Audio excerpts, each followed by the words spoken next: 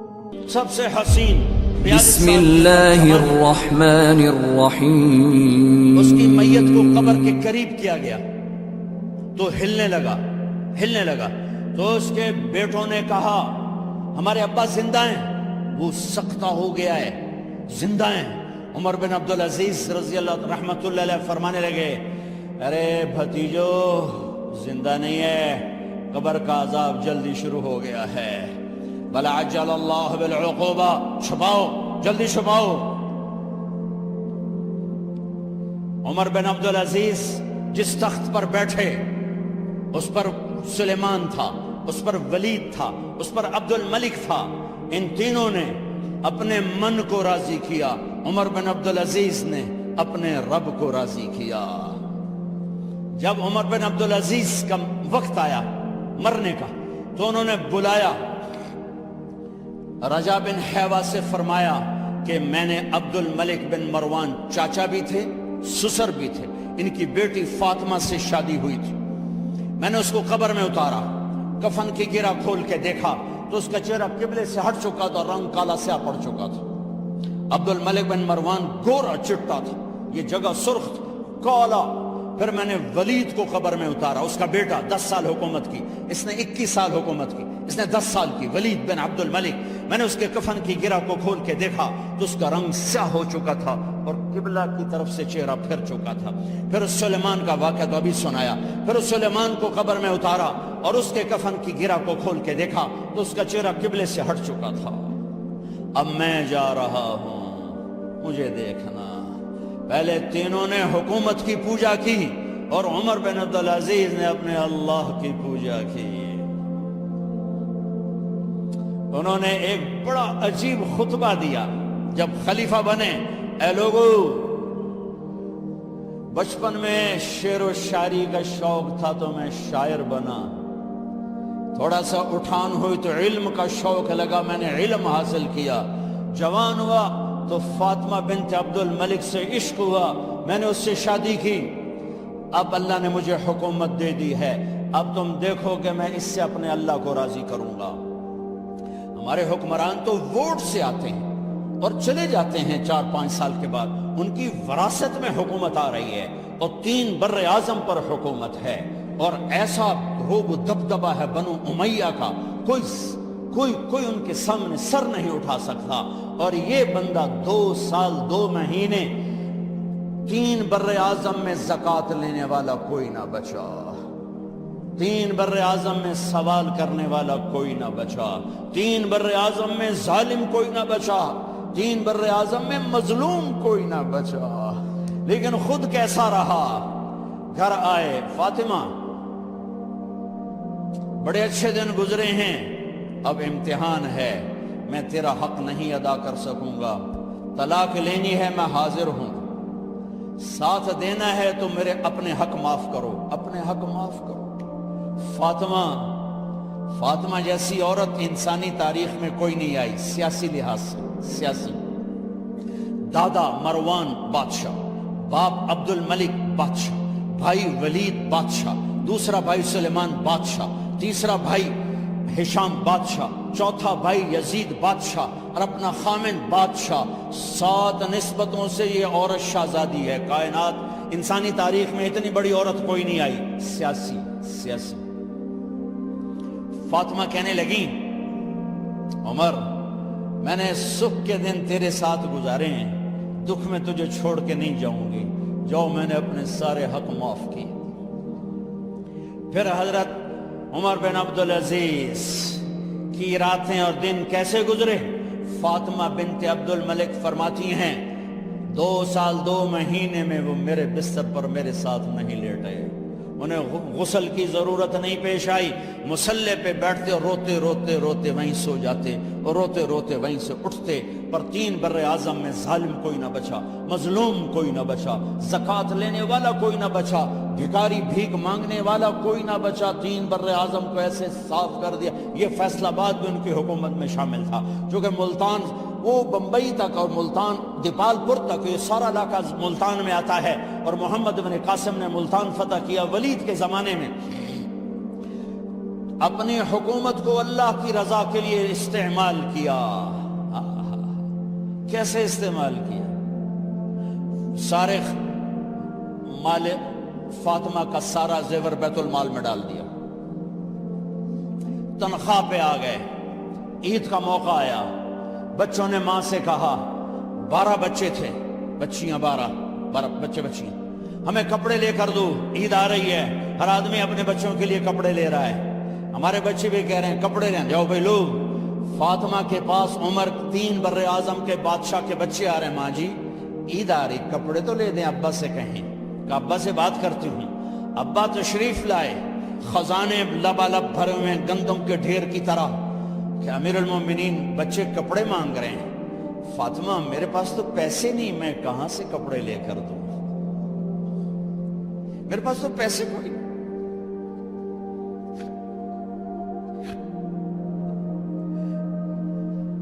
حضرت فاطمہ نے کہا پھر بچوں کا کیا کروں؟ کہا پھر مجھے بھی نہیں پتا کیا کروں. اس کے پہلے 3 حکمرانوں نے لوٹ مار کے بازار گرم کیے، ظلم و ستم کے پہاڑ توڑے، اور آج اسی خزانے پہ ایک شخص بیٹھا ہے جو اللہ کو راضی کرنے کے جھنڈے گاڑ رہا ہے. تو فاطمہ نے کہا آپ ایسا کریں، اگلے مہینے کی تنخواہ ایڈوانس لے لیں، اس سے میں اپنے بچوں کو کپڑے لے دیتی ہوں، اور گھر کا خرچہ میں مزدوری کر کے گھر کی روٹی چلا لوں گی. ارے اپنی تاریخ پڑھو، صرف ڈرامے ہی نہ دیکھتے رہ جاؤ، صرف گانے ہی نہ سنتے رہ جاؤ. اور بھی دکھ ہیں زمانے میں محبت کے سوا، راحتیں اور بھی ہیں وصل کی راحت کے سوا. انہوں نے اپنے بلایا وزیر خزانہ مزاحم، اپنا ہی غلام. ہاں بھائی مزاحم، ہمیں بچوں کے کپڑے چاہیے، تو اگلے مہینے کی تنخواہ ایڈوانس مل جائے. وہ کہنے لگے امیر المومنین آپ مجھے لکھ کر دے دیں کہ آپ 1 مہینہ زندہ رہیں گے، میں آپ کو تنخواہ دے دیتا ہوں. عمر بن عبدالعزیز سر جھکایا، اٹھے، گھر گئے. فاطمہ میرے بچوں سے کہہ دو کہ تمہارا باپ کپڑے لے کے نہیں دے سکتا. اپنی تاریخ تو دیکھو.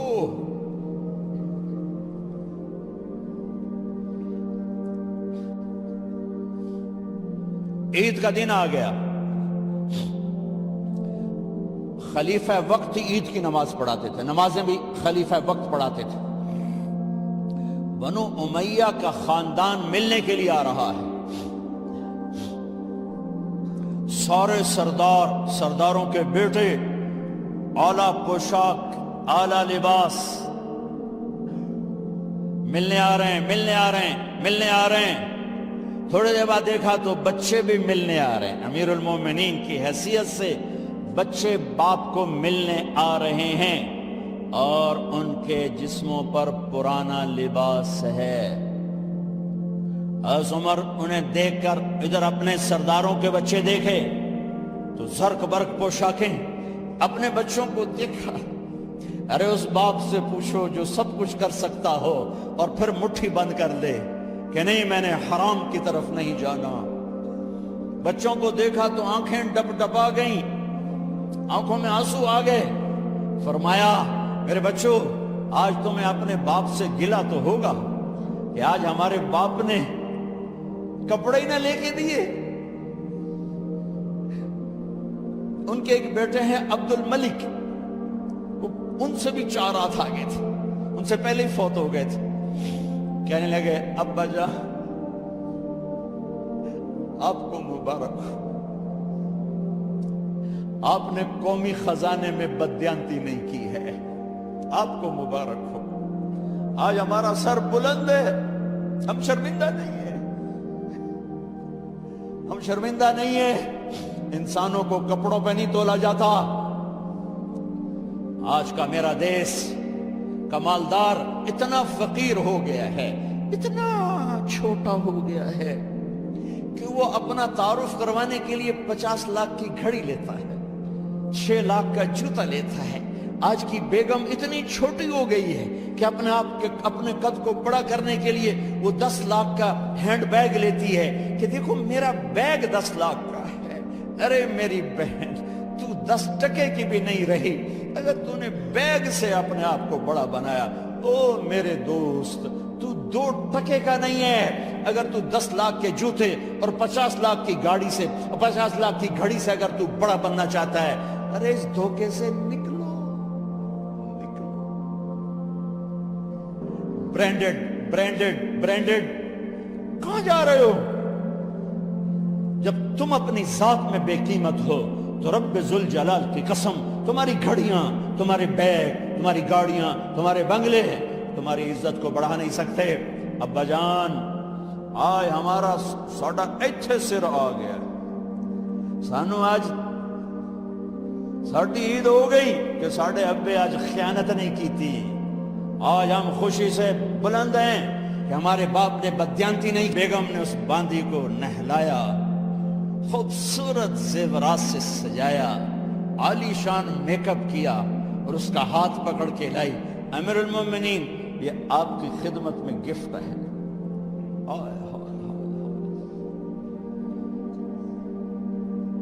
اس کو یوں دیکھا، فرمایا کہاں سے آئی تھی؟ کہا جی عبد الملک نے کوفے سے مجھے زبردستی اٹھوایا تھا۔ تو 2 آدمی بلائے کہ جاؤ اسے اس کے مالک کے پاس واپس بھیج دو۔ وہ کہنے لگی این وجدک علی یا امیر المؤمنین، امیر المؤمنین آپ کا عشق کہاں گیا جو میرے ساتھ تھا؟ تو عمر کی آنکھیں بھر آئیں، کہا وہ پہلے سے بھی زیادہ ہے لیکن تمہیں اللہ کے لیے قربان کرتا، میں اپنے عشق کو اللہ کے لیے قربان کرتا۔ ہاں اب اللہ نے صلہ کیا دیا؟ جب انتقال ہوا ہونے لگا تو بلایا رجا کو، جو میں بات پہلے چھوڑ کے ادھر ان کی تھوڑی سیرت بتائی کہ رجا اب میں مرنے لگا ہوں۔ عبد الملک کالا ہو گیا تھا، ولید کالا ہو گیا تھا، سلیمان کالا ہو گیا تھا۔ یہ کیوں کالے ہوئے تھے؟ یہ بے نمازی نہیں تھے، بدکاری نہیں کرتے تھے، کسی کی طرف ان کی میلی آنکھ نہیں اٹھی کبھی۔ یہ ظالم تھے، ظالم انسانوں کا خون پیا، مال میں خیانت کی، اس پر اللہ نے چہرے پھیر دیے۔ آج عمر بن عبدالعزیز جا رہا ہے کہ دیکھو میں جا رہا ہوں، مجھے دیکھو میرے ساتھ کیا ہوتا ہے۔ ان کا انتقال ہوا، ان کی میت قبر کے کنارے رکھی گئی اور اب نیچے اتارنا ہے۔ سلیمان کی میت کو اتارنے لگے تو ہلنے لگا اور عذاب قبر پہلے شروع ہو گیا۔ عمر کی میت کو جب قبر کے قریب کیا گیا، ایسے ہوا کا جھونکا آیا، ایک پرچہ ایسے لہراتا ہوا یوں آیا، یوں آیا، یوں آیا اور عمر کے سینے پر گر گیا۔ لوگ کٹھے ہو گئے، پرچے کو کھول کے دیکھا گیا تو اس پہ لکھا تھا بسم اللہ الرحمن الرحیم، براءۃ من اللہ لعمر بن عبد العزیز من النار۔ یہ پروانہ ہے اللہ کی طرف سے اس کے بندے عمر کے لیے کہ اسے جہنم سے نجات کی خوشخبری سنا دی جائے۔ آہا، مرنا ہو تو یوں مرو، اللہ ایسی موت دے دے۔ کہتے ہیں میں نے ان کو قبر میں اتارا، جب قبر میں اتارا تو کیا دیکھا؟ میں نے کفن کی گرہ کھولی تو چہرہ قبلے کی طرف فٹ اور یوں لگا جیسے 14ویں رات کا چاند قبر میں اتر آیا ہو۔ میرے بھائیوں بہنوں، اپنے اللہ سے صلح کر لو، اپنے اللہ سے صلح کر لو، اس کے محبوب مصطفیٰ صلی اللہ علیہ وسلم کی غلامی میں آ جاؤ، آ جاؤ، آ جاؤ۔ یہی ایک راستہ نجات کا ہے، یہی ایک راستہ اللہ تک پہنچانے والا ہے۔ اور آخری بات کرتا ہوں، ہے اس دیس کی نفرتوں نے اسے آگ لگا دی ہے.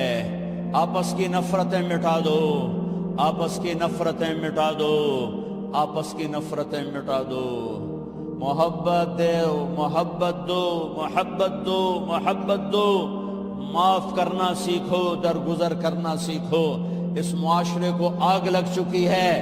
غیبت, مذہب کے نام پہ نفرت, سیاست کے نام پہ نفرت, قومیت کے نام پر نفرت, صوبوں کے نام کی نفرت, ایک صف میں بیٹھ کے نفرت, ایک صف میں کھڑے ہو کر دل نفرتوں سے بھرے پڑے ہیں, بغض سے بھرے پڑے ہیں, دل گٹر بن چکے ہیں. جس دل میں نفرت کے جذبے ہوں اس دل پر اللہ کی نظر نہیں پڑتی. جس دل میں بغض کے گٹر کھلے ہوں اس پر اللہ کی محبت کی نظر نہیں پڑتی. میرے بھائی بہنوں, یہ میں آخری بات کر رہا ہوں, سوئی 12 بجے تک جا رہی ہے. شب قدر ہے, کچھ الگ بیٹھ کر بھی اپنے اللہ کو یاد کر لو, کچھ اس کے سامنے رو دھو لو, معافیاں مانگ لو. تو میں اس لیے 12 بجے تک بات ختم کرنا چاہتا ہوں. آخری بات کر رہا ہوں, آپس کی محبتیں پروان چڑھاؤ, آپس کی نفرتوں کو ختم کرو, آپس کی لڑائیوں کو ختم کرو, ایک دوسرے کو معاف کرنے کی عادت ڈالو, ایک دوسرے کو درگزر کرنے کی عادت ڈالو. غیبت چھوڑ دو, نفرت چھوڑ دو, حسد چھوڑ دو, بغض چھوڑ دو. اپنے آپ کو دیکھنا شروع کرو, اوروں کو نہ دیکھو, اوروں کو نہ دیکھو, اوروں کو نہ دیکھو. اپنے من میں ڈوب کر پا جا سراغ زندگی. اپنی کمیاں دیکھو, وہ کیا کرتا ہے, وہ کیا کرتا ہے, وہ کیا کرتی ہے, وہ کیا کرتی ہے. اس سے اندھے بن جاؤ, بہرے بن جاؤ, کسی کی برائی نہ سنو, کسی کی برائی نہ کرو. تمہارے گھر جنت بن جائیں گے, تمہارے گھر جنت بن جائیں گے, تمہارے گھر جنت بن جائیں گے. ہمارے گھروں میں تباہی بربادی ہے. نفرت, ماں باپ میں آپس میں نفرت, میاں بیوی میں نفرت, سگے بھائیوں میں نفرت, کبھی مذہب کے نام پر, کبھی رشتوں ناتوں کے نام پر, کبھی تجارت کاروبار کے نام پر. بھائیو, محبتوں کو رواج دو, محبتوں کو رواج دو, محبتوں کو پھیلانے والے بنو. میرے نبی پاک صلی اللہ تعالی علیہ وسلم نے فرمایا, اسلام کا سب سے مضبوط عمل بتاؤ کیا ہے؟ صحابہ نے کہا جی نماز ہے. آپ نے کہا نہیں, نماز نہیں ہے. نماز اچھی چیز ہے, سب سے مضبوط عمل نہیں ہے. صحابہ نے عرض کی جہاد ہے. آپ نے کہا جہاد بھی اچھی چیز ہے, سب سے مضبوط نہیں. صحابہ نے عرض کیا روزہ. آپ نے کہا روزہ بھی اچھی چیز ہے پر سب سے مضبوط عمل نہیں. صحابہ نے عرض کیا حج. آپ نے فرمایا حج بھی بہت بڑا عمل ہے پر سب سے مضبوط عمل نہیں. ایعر الاسلام اوثق. اب سنو, الفاظ سنو, اسلام کا سب سے مضبوط عمل بتاؤ. قالوا الصلاة. قال وحسن وما هي بها. قالوا الجهاد. قال وحسن وما هو به. قالوا الصيام. قال وحسن وما هو به. قالوا الحج. قال حسن وما هو به. قالوا الله ورسوله اعلم. ہاں, نماز نہیں, جہاد نہیں, روزہ نہیں, حج نہیں. اچھا تو کیا ہے, پھر کیا ہے؟ تو آپ نے کہا ان اوثق اور الاسلام الحب للہ والبغض للہ. اسلام کا سب سے مضبوط عمل آپس میں اللہ کے لیے محبت کرنا ہے, اللہ کے لیے محبت کرنا ہے, اللہ کے لیے محبت کرنا ہے, اور اللہ کے لیے بغض رکھنا ہے. اللہ کے لیے بغض کا کیا مطلب ہے؟ برے سے نفرت نہ ہو, برائی سے نفرت ہو. ایک واقعہ سناتا ہوں جس سے بغض للہ کی مثال شاید 14 صدی میں ایسی مثال ہوں گی. تاریخ نے جنہیں محفوظ کیا ان میں اتنی بڑی مثال میری نظروں سے آج تک نہیں گزری. البغض للہ.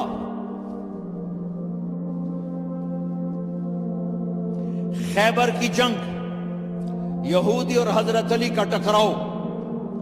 حضرت علی نے یہودی کو گرایا, قتل کرنے کے لیے تلوار اٹھائی، یہودی نے منہ پہ تھوک دیا تو آپ پیچھے ہٹ گئے، اٹھ گئے کہ دوبارہ آؤ، کہیں یہ کیا؟ ارے میں نے تو منہ پہ تھوک دیا غصے میں، چلو جلدی ختم کرے مجھے، تم مجھے کیوں چھوڑ کے پیچھے ہٹ گئے؟